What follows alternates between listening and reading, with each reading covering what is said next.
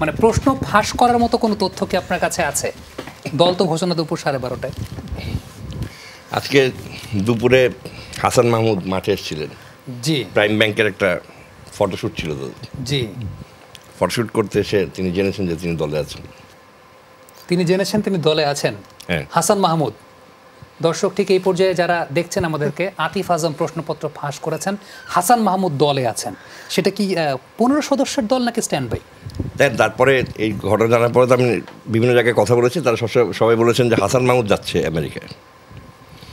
সবাই জানিয়েছে হাসান মাহমুদ যাচ্ছে আমেরিকায়। 17 জনের মানে দল 15 জনের ঘোষণা করা হবে, এছাড়াও 2 জন স্ট্যান্ড বাই যাবে। 15 জনের দলেই থাকার কথা হাসান মাহমুদের, বিকজ তাদের সবার কথা হচ্ছে যে যদি তাসকিরের রিপ্লেসমেন্ট একটা জন লাগে তাহলে that cannot be Saifuddin. Unfortunately Saifuddin দলেও নেই।